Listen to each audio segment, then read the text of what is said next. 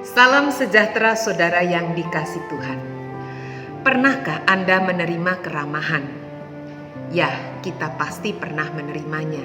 Sebagai contoh, ketika kita mengunjungi sebuah bank dan security menyapa kita dengan mengucapkan selamat pagi atau selamat siang, atau ketika kita datang ke sebuah kantor karena membutuhkan layanan, dan di sana petugas melayani kebutuhan kita dengan ramah. Apa pendapat Anda tentang hal ini? Kita mungkin akan berkata, itu kan sudah tugas mereka. Mereka kan dibayar untuk itu. Saudara, bisa dipahami.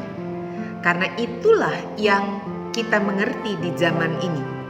Keramahan telah menjadi bagian dari industri komersial yang melibatkan para profesional yang terlatih.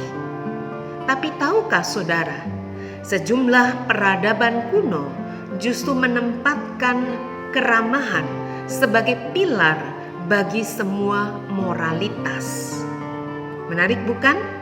Bahkan di dunia timur dekat kuno, konteks sebagian besar perjanjian lama memandang bahwa keramahan adalah salah satu tugas suci. Saudara, keramahan pada masa itu berarti membuka pintu rumah kepada orang asing sehingga memungkinkan mereka memperoleh makanan dan bahkan perlindungan. Dan bacaan kita hari ini menunjukkan keramahan yang ditunjukkan oleh perempuan Sunem. Ia mengundang Elisa makan di rumahnya. Bisa kita bayangkan betapa berartinya undangan ini bagi Elisa dan tentunya bujangnya Gehazi yang menyertai dia. Ingat, pada masa itu belum ada depot atau rumah makan seperti kita di masa kini.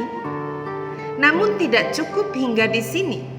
Perempuan Sunem itu berunding dan meminta izin kepada suaminya untuk membuat sebuah kamar khusus bagi Elisa agar dapat memperoleh istirahat yang baik jika sedang berada dalam perjalanan. Ingat juga bahwa pada masa itu belum ada hotel atau penginapan seperti kita pada zaman ini. Kita mungkin bertanya, apa tujuan perempuan Sunem ini melakukan semua keramahan ini? Sudah mau tahu jawabannya? Tidak ada. Ya, tidak ada. Ia melakukan semua itu tanpa pamrih. Bisa saja kan ia berharap berkat Tuhan atau apapun, karena ingat, ia tahu bahwa Elisa adalah seorang nabi. Bukankah nabi adalah utusan Tuhan? Bisa saja kan ia meminta agar Nabi Elisa menaikkan doa bagi keluarganya atau apapun yang baik-baik. Kan tidak salah. Saudara mau tahu? Saat Elisa berbicara kepadanya melalui Gehazi hambanya, seperti yang dicatat di dalam 2 Raja-Raja 4 ayat 13, mari kita periksa bersama. Kata Elisa melalui Gehazi apa? Kepada perempuan ini, sesungguhnya engkau telah sangat bersusah-susah seperti ini untuk kami. Apakah yang dapat kuperbuat bagimu? Adakah yang dapat kubicarakan tentang engkau kepada raja atau kepala tentara? Saudara, Anda bisa bayangkan, mungkin kita akan berkata, wow, ini dia. Lihat, Nabi Elisa bahkan punya akses keleluasaan berbicara dengan raja dan kepala tentara. Tidak main-main loh. Perempuan Sunem bisa saja meminta akses perlindungan, kekuasaan, atau apapun yang dapat diberikan seorang raja atau kepala tentara. Belum lagi kita juga tahu bahwa perempuan ini tidak memiliki anak. Dan kita tahu pada zaman itu perempuan yang tidak memiliki anak dipandang mandul. Suaminya dapat sewaktu-waktu menceraikan dia, meskipun pada zaman ini kita tahu kasus infertilitas tidak melulu karena istri. Tapi begitulah. Mungkin saja ia mengalami cibiran dari masyarakat pada masa itu yang memiliki anggapan bahwa anak adalah berkat. Seperti pepatah, kata pepatah banyak anak banyak rezeki. Lalu dia tidak memiliki anak, apa dong namanya? Tidak punya berkat?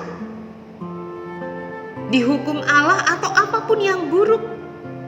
Tapi apa jawaban perempuan ini? Ayat 13 akhir mencatat perkataan perempuan ini. Kita baca. Aku ini tinggal di tengah-tengah kaumku. Saudara tahu apa artinya?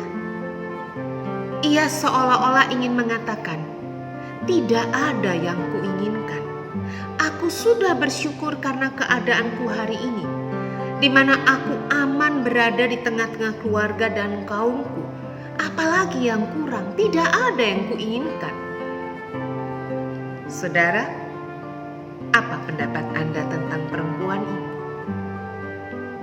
Ia adalah contoh orang yang dapat mensyukuri keadaannya meskipun kondisinya tidaklah sempurna. Mungkin kita yang seringkali mengeluh, tidak bersyukur, membandingkan keadaan kita dengan orang lain perlu belajar dari perempuan Sunem ini. Dia juga mengajarkan kepada kita untuk memberi tanpa mengharapkan imbalan, tanpa pamrih. Tidak ada yang meminta dia melakukan itu. Inilah keramahan sejati. Dan tahukah saudara, di dalam keramahan sejati Allah hadir. Maukah kita membuka hati kita bagi sesama kita tanpa pamrih dan mewujudkan keramahan ilahi tanpa syarat? Ada banyak cara yang dapat kita lakukan meskipun tidak persis sama dengan perempuan Sunem. Yang pasti ingat, di mana ada keramahan, di situ Allah hadir. Mari kita berdoa. Ya Tuhan, bimbinglah kami untuk melihat sesama kami seperti Tuhan melihat mereka.